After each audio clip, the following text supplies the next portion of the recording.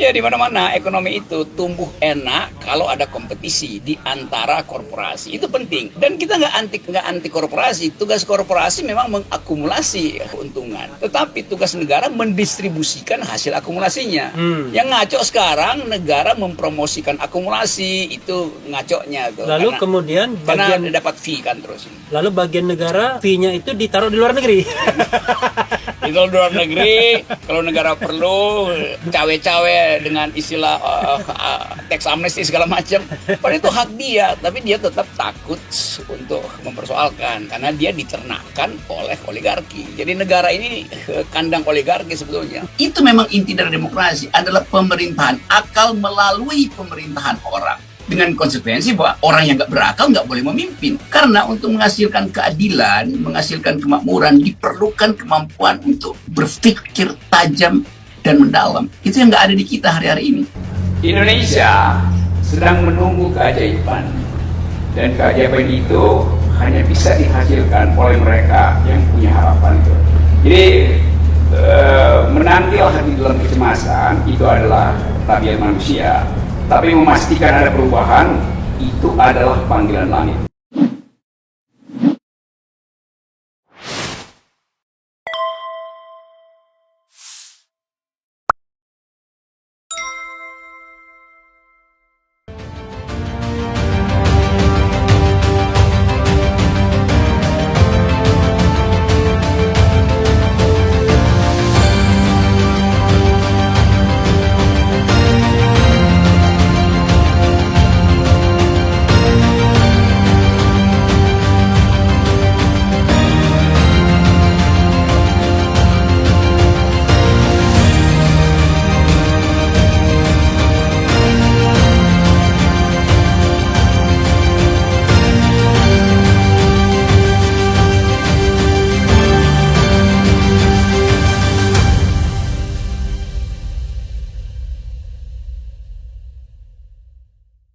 Jadi sekali lagi, saya tetap menganggap bahwa demokrasi itu sebetulnya bukan pemerintahan orang untuk orang, apa namanya, government by the people, for the people, from the people. Demokrasi itu adalah government of reason through the government by the people. Demokrasi itu adalah pemerintahan akal melalui pemerintahan orang. Nah, buku Rizal ini adalah cerminan dari pemerintahan akal karena dia menulis kritik. Jadi begitu sebetulnya demokrasi kita hasilkan kalau ada pertukaran akal sehat. Itu intinya dari awal. Dari zaman dibuat pertama kali di Athena, itu memang inti dari demokrasi adalah pemerintahan akal melalui pemerintahan orang. Dengan konsekuensi bahwa orang yang nggak berakal nggak boleh memimpin. Karena untuk menghasilkan keadilan, menghasilkan kemakmuran, diperlukan kemampuan untuk berpikir tajam dan mendalam. Itu yang nggak ada di kita hari-hari ini. Tapi juga bisa diterangkan secara Marxian bahwa oligarki itu adalah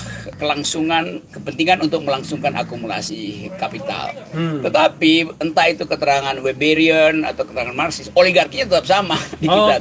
Dan oligarki yang versi buruk di dalam sejarah oligarki, yaitu bersekongkolnya kekuasaan dengan penguasa dalam upaya untuk menipu rakyat. Itu oligarki yang dungu itu. Jadi kalau kita bicara tentang oligarki kita, motifnya itu uang atau lebih banyak uang atau kekuasaan? Lebih banyak soal uang sebetulnya. Kan kekuasaan dia peroleh lewat pemilu kan. Tetapi justru kekuasaan itu dia pakai untuk cari uang. Padahal kalau kapitalis yang murni, ya dia bersaing aja kan, kompetisi bebas aja tuh. Ini artinya penakut si akumulatornya sehingga mesti nempel pada kekuasaan. Jadi minta di backup oleh kekuasaan. Nah, itu kedunguan dari oligarki Indonesia. Dan pastinya kan tidak bagus bagi menumbuhkan ekonomi yang kuat kan kalau gejala begini. Ya, di mana-mana ekonomi itu tumbuh enak kalau ada kompetisi di antara korporasi. Itu penting. Dan kita nggak anti korporasi. Tugas korporasi memang mengakumulasi keuntungan. Tetapi tugas negara mendistribusikan hasil akumulasinya. Yang ngaco sekarang negara mempromosikan akumulasi, itu ngaconya tuh. Lalu kemudian karena dapat fee kan terus. Lalu bagian negara fee-nya itu ditaruh di luar negeri. Jadi kalau luar negeri, kalau negara perlu cawe-cawe dengan istilah tax amnesty segala macam, padahal itu hak dia, tapi dia tetap takut untuk mempersoalkan karena dia diternakkan oleh oligarki. Jadi negara ini kandang oligarki sebetulnya. Karena saya lihat Presiden Jokowi, kalaupun dia tidak terpilih lagi, dan mudah-mudahan memang rakyat paham itu, dia akan meninggalkan delus, beban pada presiden berikutnya. Beban 10.000 triliun, beban keretakan bangsa, beban KPK yang buruk, beban ekonomi yang nggak tumbuh, beban indeks demokrasi yang buruk, oligarki macam-macam itu, tax ratio yang tinggal 8%. Jangan-jangan begitu presiden baru terpilih di 2024, seminggu kemudian dia jatuh juga karena nggak mampu memegang premoale de luz yang ditinggalkan oleh Presiden Jokowi. Intinya, jadi tidak ada kepemimpinan. Jadi bayangkan misalnya, ini ada bis antar kota, ugal-ugalan dari Lampung ke Palembang. Lalu orang udah teriak-teriak, udah ganti supirnya tuh. Terus keneknya bilang, jangan, karena ini memang tujuannya ke Palembang. Iya, tapi janjinya nggak ugal-ugalan. Begitu, jadi jangan diganti walaupun udah ugal-ugalan. Ugal-ugalannya kenapa? Karena memang si supir ini dulu dipilih untuk nyupir di tengah kota yang nggak ada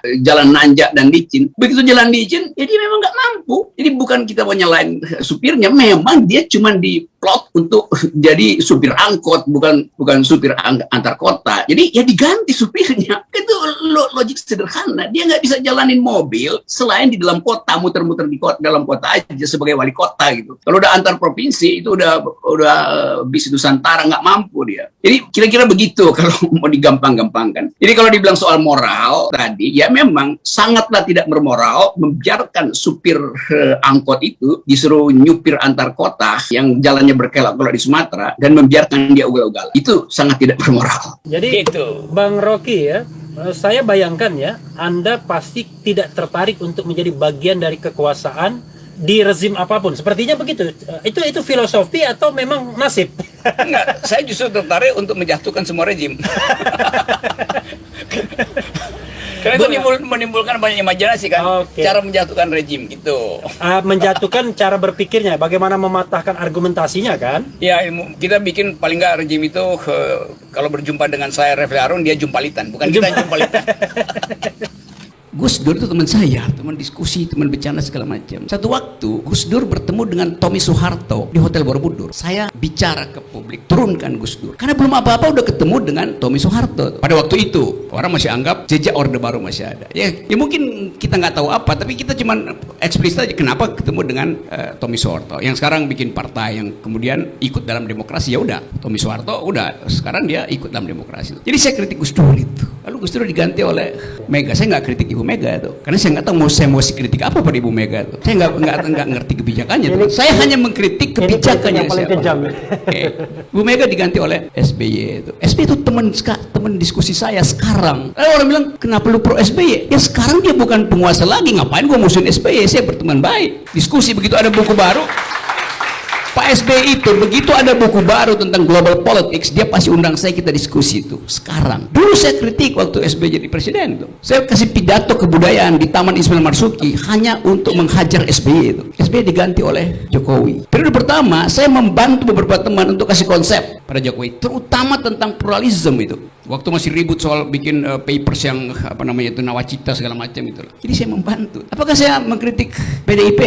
4 tahun saya mengajar di Megawati Institute tentang pikiran bangsa itu, di proklamasi itu. Anda mungkin nggak pernah ngajar di situ. Saya mengajar di tempat pengkaderan PDIP, Megawati Institute itu, tentang pokok-pokok pikiran negeri. Jadi saya memang dosen, saya mengajar di UI 15 tahun dan menolak digaji itu. Saya nggak musuh negara. Saya mengajar di Lemhanas, saya pernah kasih kuliah di Lemhanas. Saya pernah kasih kuliah di Sekolah Pimpinan Tinggi Polri. Saya pernah kasih kuliah di Sesko TNI di Bandung tuh. Saya nggak musuhin negara. Saya menyumbang pikiran buat negara. Jadi kalau Saudara Kapitra menganggap saya nggak konsisten atau potensial nggak konsisten, sehingga nama saya dari Rocky Gerung bisa jadi Rocky Garung, itu nggak mungkin terjadi. Dalam negeri, kan bayangkan misalnya dalam 2,5 tahun ke depan tidak akan ada pemilihan kepala daerah. Kepala daerah ditunjuk tuh dengan alasan kedaruratan. Lo darurat kok bisa 2,5 tahun? Paruh dari tahun pemilu, pemimpin kita itu di 300 lebih pemerintah kota kabupaten atau provinsi tidak dipilih oleh rakyat, nggak ada legitimasi, itu artinya pemerintah ini adalah pemerintah yang tidak paham demokrasi kan. Nah itu yang kita mau tentang sebetulnya. Jadi tetap saya akan mencalonkan diri sebagai presiden karena saya ingin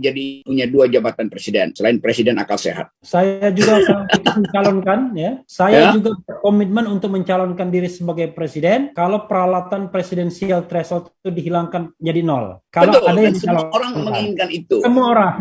Iya, supaya kita seolah-olah kan sekarang sibuk semua orang pasang baliho itu di mana-mana kan, dan meminta rakyat memilih. Ya memilih orang yang udah ada di baliho, yang udah dijamin oleh presidensial threshold, itu buruknya kan, atau dungunya di situ kan. Kesetaraan kesempatan nggak diberikan.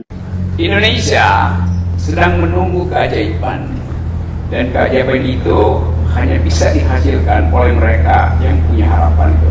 Jadi menangkil hati dalam kecemasan itu adalah tabiat manusia, tapi memastikan ada perubahan itu adalah panggilan langit.